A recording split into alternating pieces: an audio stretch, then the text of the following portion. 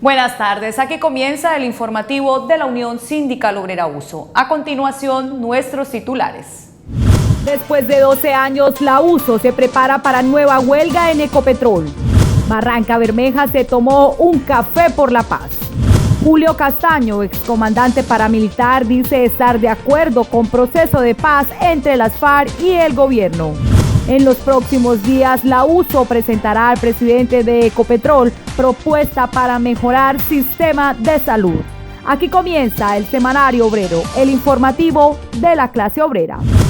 Ante la amenaza que pesa sobre la privatización de Ecopetrol y la constante violación a la Convención Colectiva de Trabajo, la USO decidió preparar una huelga, pero serán los trabajadores directos sindicalizados y no sindicalizados quienes mediante un ejercicio democrático definan si están de acuerdo o no en que la empresa siga implementando su política privatizadora.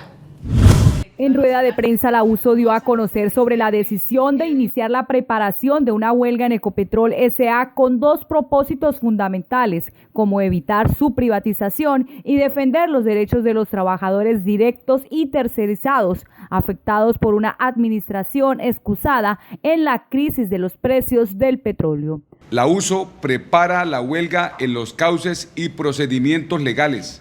La huelga no es una vía de hecho, es un derecho de los trabajadores garantizado por la Constitución y la ley. La USO reitera su disposición al diálogo productivo y convoca al Gobierno Nacional y a Ecopetrol S.A. a negociar sobre el contenido de nuestras demandas. La huelga no es incompatible con nuestro profundo deseo de paz.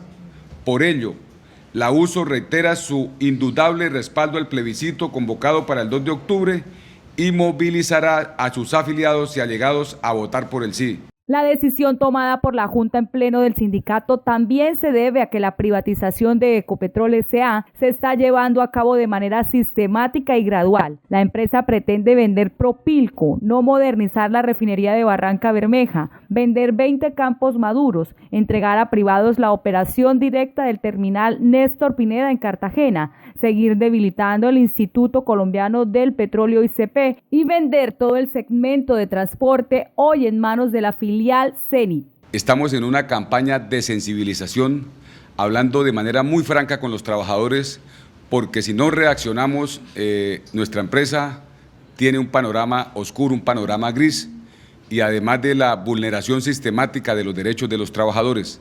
Le dijimos a la ministra de Minas que nosotros somos una organización dispuesta a dialogar.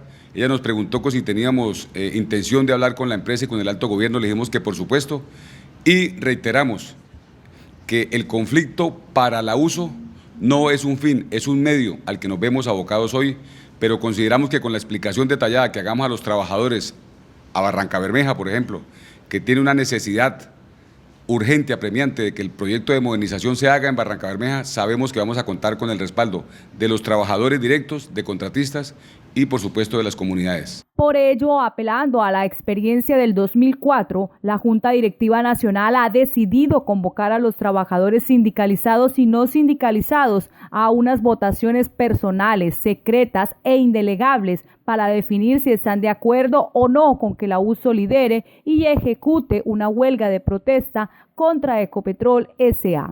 Nosotros esperamos sintonizar este proceso de dinamización de la huelga con el proceso de revisión de la Convención Colectiva que estaremos haciendo o estaremos comenzando entre el 1 y el 15 de octubre.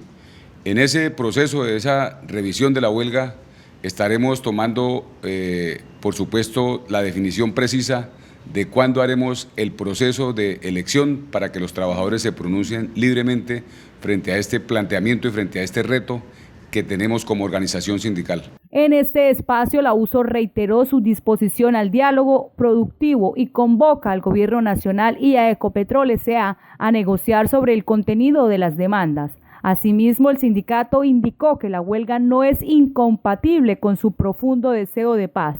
Por ello, reitera su indudable respaldo al plebiscito convocado para el 2 de octubre y movilizará a sus afiliados y allegados a votar por el sí. Desde el año 2014, la huelga para los trabajadores petroleros fue permitida por la Corte Constitucional en la sentencia C-796 de 2014. En consecuencia con ello, el sindicato ha pedido al Ministerio del Trabajo garantizar el derecho de huelga y a Ecopetrol S.A. En ese sentido, la USO prepara la huelga en los cauces y procedimientos legales. Ante la decisión del sindicato de preparar una huelga al interior de Ecopetrol S.A., surgen muchas dudas y temores con respecto a su legalidad. Es así como la USO ha iniciado con intensas jornadas de pedagogía explicando a los trabajadores directos sindicalizados y no sindicalizados que el derecho de huelga en Colombia no está resumido única y exclusivamente para presionar un proceso de negociación colectiva típica. Es importante recordar que desde el año 2014 la huelga para los trabajadores petroleros fue permitida por la Corte Constitucional en la sentencia C-796 de 2014. En consecuencia con ello, el sindicato ha pedido al Ministerio del Trabajo garantizar el derecho de huelga y a Ecopetrol S.A. la concertación y definición de los servicios mínimos para no perturbar el derecho de terceros que podrían verse afectados con la suspensión colectiva del trabajo. Ante los comunicados emitidos por Ecopetrol S.A. que buscan confundir a los trabajadores y a la opinión pública, la organización sindical manifiesta que ni la empresa ni el Ministerio del Trabajo pueden decir que una huelga es ilegal, porque dicha competencia y facultad está en cabeza de la rama judicial desde el año 2008. Así que si lo afirman, desinforman y actúan al margen de la ley. Las huelgas son el principal y casi único instrumento con el que cuentan los trabajadores, no solo para defender sus derechos, sino para expresarse contra políticas económicas y sociales que los afectan. A través de una huelga, la USO dio nacimiento a Ecopetrol y hoy tendrá que recurrir a ella nuevamente para defenderla.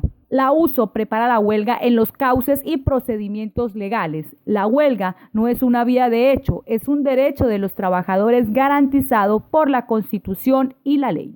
Con el ánimo de abordar temas como el posconflicto, la Corporación Simbiosis realizó el evento denominado Un Café por la Paz, el cual contó con la participación de Alan Jara, director de la Unidad para las Víctimas.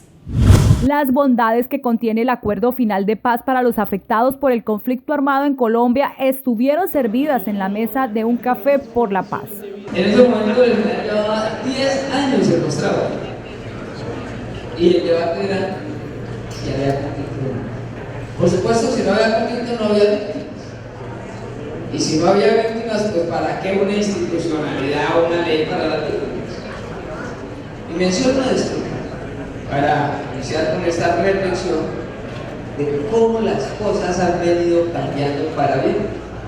Entonces ahora no solo se reconoció el conflicto, se creó una institucionalidad, se aprobó una ley, unos decretos ley, un enfoque étnico, sino que además de ello se ha logrado algo que en ese entonces, allá en la serie, sonaba como la posibilidad de la libertad, que era un acuerdo para la terminación del conflicto. La paz va más allá de los fusiles.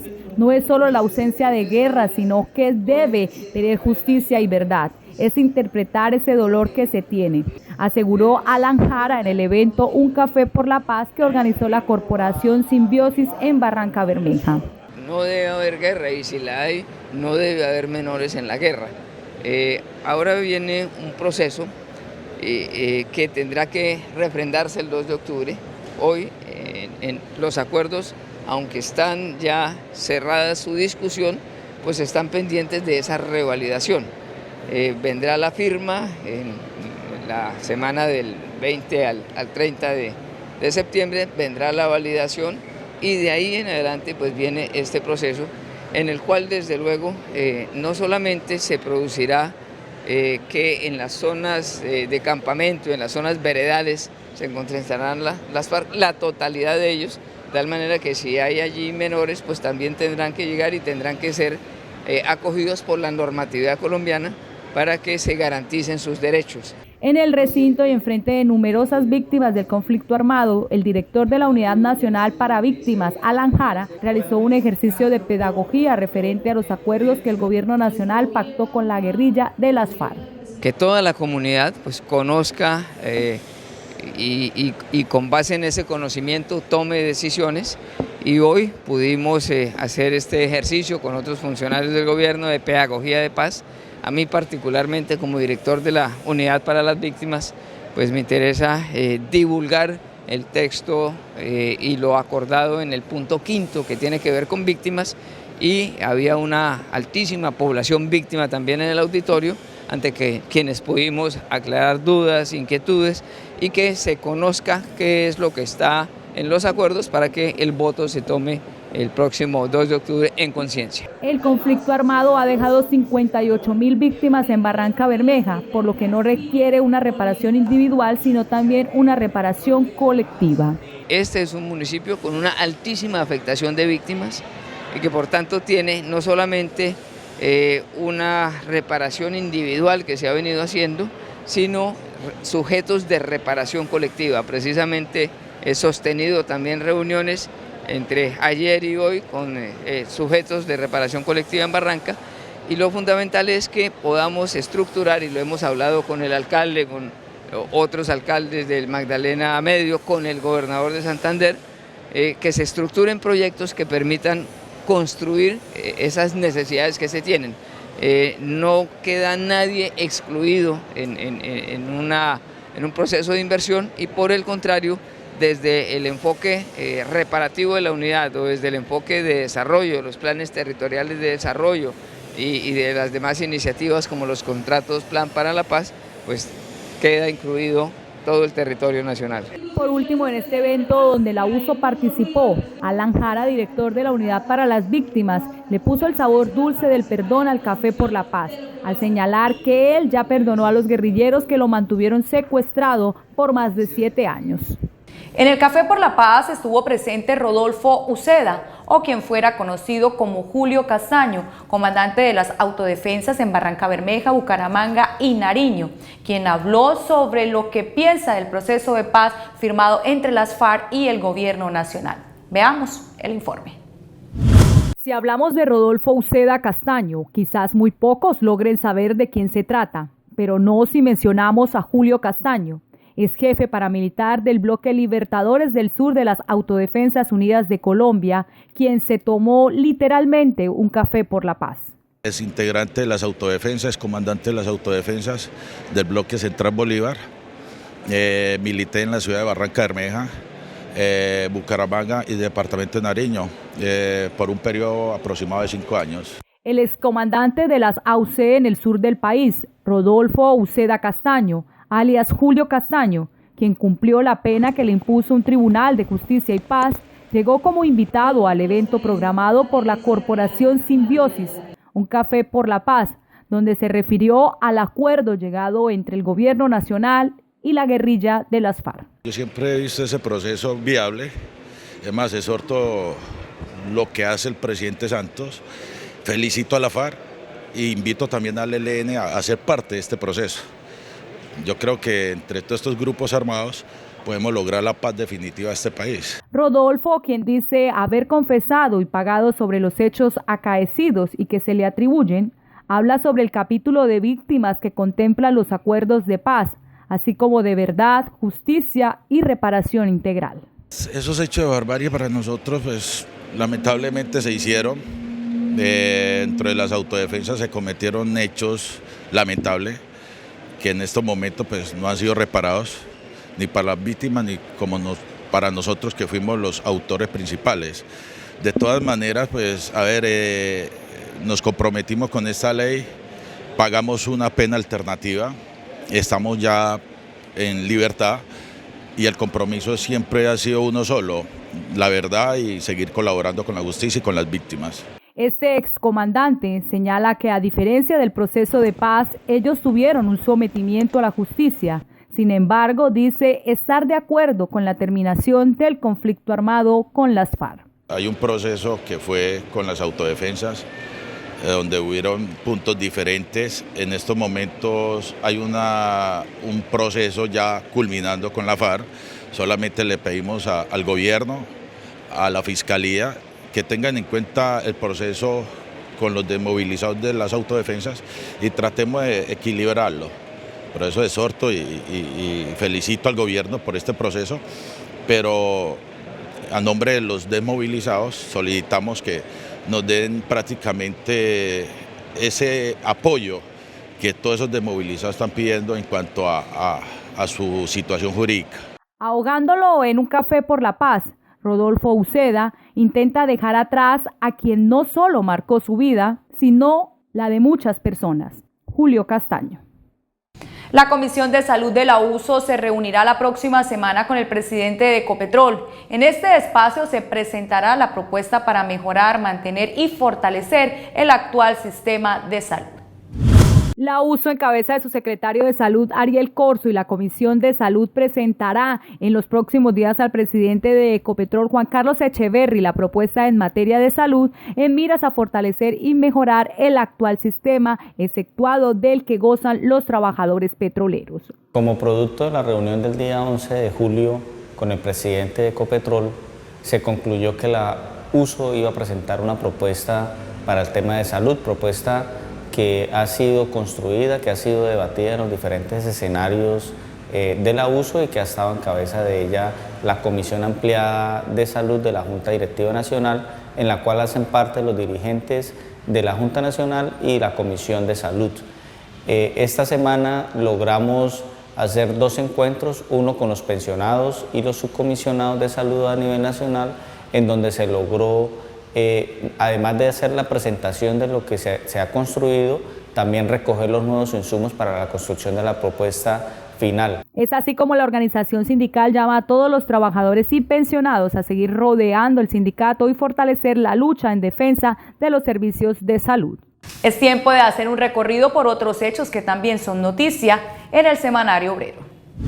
El pasado 31 de agosto se conmemoró con un acto litúrgico y una ofrenda floral en la refinería de Cartagena la fatídica muerte de Tobías Franco Banqués, trabajador de Ecopetrol, que por casi 19 años laboró como operador de planta en la estatal petrolera y quien al momento de su muerte se encontraba en la sesión de livianos de la planta de cracking junto a sus compañeros Malio Olivero, Rafael Iriarte y Franklin Zabalza, cuando esa se incendió provocando quemaduras en el 85% de su cuerpo. Y aunque eso sucedió en el año 2013, hoy 3 años más tarde aún no se conocen las verdaderas razones que provocaron dicha deflagración.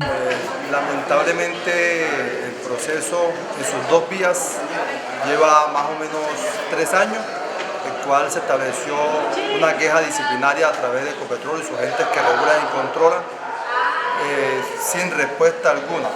La Oficina de Control Disciplinario nos notifica de que el proceso está abierto, de que se han estado investigando, pero aparte de las investigaciones que nosotros hicimos como comité local, como comité paritario, parece que no han sido fundamentadas o soportadas a través de la Oficina de Control Disciplinario.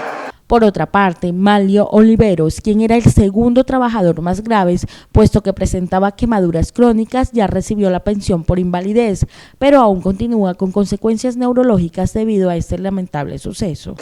En el caso de mi compañero Malio Olivero de mantenimiento, se le dio reconocimiento por parte de la empresa, debido a que fue un accidente de trabajo, su pensión por invalidez.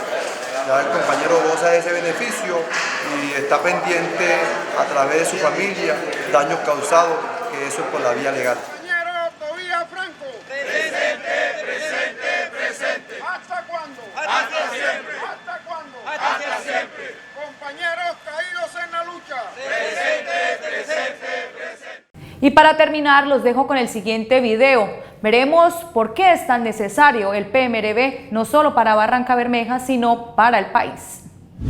El precio del petróleo bajó un 70% y el de los combustibles solo el 7%. ¿Por qué? Porque los importadores de combustible en el país necesitan comprar barato afuera y vender caro dentro de Colombia. Al año importan 4.700 millones de dólares. La USO, con ayuda de muchos sectores sociales, le arrebataron a las transnacionales los campos de Cusiana y Rubiales, que representan un 25% más de la producción. Se pasa a producir directamente 400.000 barriles de hidrocarburo al día a 500.000. Entonces, ¿por qué anuncian nuevas alzas en los precios de los combustibles? La malla vial es otra excusa para mantener alto el precio del combustible, un verdadero gota a gota del Estado. La cobran en el precio del combustible alrededor de 3.800 millones de dólares, plata que se pierde para cobrarla de nuevo a través de los peajes. Con ello se adecúan las carreteras para las multinacionales como Impala, para entregarles el transporte de hidrocarburos, minerales, combustibles, mercancías y alimentos, acabando con los camioneros colombianos y marchitando las refinerías. Para favorecer a los importadores de combustibles, las dos refinerías más importantes del país están dejando de cargar 178.000 barriles de crudos diarios, entre otras porque se cargan con crudos por fuera de especificaciones. La de Cartagena, ampliada recientemente para 165.000 barriles de crudos pesados, solo logra cargar 105.000 barriles después de 9 meses de entrada en operación. Además, 2 de sus plantas con alta producción de CPM están paradas y la vieja planta de refinación de Cartagena, con capacidad para cargar 75.000 barriles diarios, la tienen fuera de servicio hace más de 27 meses. La capacidad refinadora del país era de 325.000 barriles diarios de crudos y se invirtieron 8.000 millones de dólares en Reficar para incrementarla a 480.000 barriles, pero hoy solo se refinan 312.000. Entonces, ¿qué sentido tuvo realizarla? ¿Para qué se hizo? ¿Quién gana y quién pierde con todo este dinero invertido? La refinería de Barrancabermeja, diseñada para cargar 250.000 barriles diarios de crudos livianos, hace 5 años la cargan con crudos superpesados, de los cuales el 30% se convierte en fondos de escaso valor que, gracias a la creatividad y sentido de pertenencia de sus trabajadores por su empresa, los mezclan con otros crudos extra pesados para exportarlos, aumentando la rentabilidad de la refinería y evitando su colapso por el manejo de estos fondos. Una excelente idea para una solución temporal que no reemplaza la urgente modernización de la refinería. Al trocar la calidad de los crudos requeridos, las refinerías no alcanzan su capacidad instalada, se recalienta su metalurgia, las plantas se apagan, se afecta la seguridad de las personas, las instalaciones, el ambiente y la ciudad. Se ha llegado al extremo de presentarse 2 incendios en un mismo día. Someter las refinerías a cargas diferentes a las de su diseño implica alterar toda su estructura, implica obligarla a funcionar de forma diferente a como fue creada, lo que conlleva inseguridad y exigencia de mantenimiento más riguroso, pero no se realiza para elevar las ganancias, lo que implica sacrificar la seguridad y acortar su vida útil, que es extremadamente peligroso. Además, agrava la crisis social en una ciudad donde se cierran empresas a diario, el desempleo supera el 24%, prolifera el microtráfico, los letreros de se arrienda o se vende decoran las casas, la informalidad y el rebusque supera toda estadística nacional. El mantenimiento, que hoy no se realiza como inversión, mañana se multiplicará como gasto. En los últimos 5 años, la refinería de Barrancabermeja ha generado en impuesto nacional, IVA y la sobretasa a la gasolina alrededor de 23.800 millones de dólares. En 10 años, tan solo le han invertido 2.500 millones de dólares. Desde hace años, la refinería está pidiendo su modernización. Ahora bien, ¿qué es el proyecto de modernización de la refinería de Barrancabermeja? El PMRB es modernizar la refinería de Barrancabermeja para que cargue crudos pesados de poco valor y obtener de ellos un 95% de productos valiosos. Es lograr la autosuficiencia para el país en la producción de los combustibles, es evitar la enorme importación de gasolina y diésel, es reducir el impacto ambiental porque se logra mayor control de los contaminantes y de las emisiones a la atmósfera. El PMRB es fortalecer a Ecopetrol como empresa de los colombianos, es generar dinamismo en la economía local y nacional al mover alrededor de 10.880 millones de dólares. Por cada peso invertido en el PMRB se generarán 63,6 pesos de consumo intermedio en la economía. Por cada peso de inversión, la economía generará otros 13.3 pesos en inversiones. Es una solución a la crisis social que padece la ciudad y la región. Es un dinamizador del empleo en medio de tasas tan altas del desempleo en la industria y particularmente en la ciudad. Por cada empleo requerido en el PMRB se generarán 114 empleos en otros sectores de la economía. Generará 6.000 empleos dentro de la refinería y 10.000 fuera con pago convencionales, salario que está por encima del salario mínimo legal por su alto contenido de saber y de riesgo. Además, otros 40.000 empleos formales en servicios. El PMRB favorece la balanza comercial por las disminuciones en las importaciones de combustibles, dejando de importar al año 4.700 millones de dólares. Sí, hay plata para construir el PMRB. El PMRB se construye en 5 años y cuesta 3.500 millones de dólares, de los cuales ya se han comprado equipos por 611 millones de dólares. Cargando las refinerías con los crudos de diseños e invirtiendo 10 millones de dólares para adecuar la planta vieja de Cartagena, Ecopetrol deja de perder 1.500 millones de dólares anuales, con los cuales podemos financiar el PMRB en solo 2 años.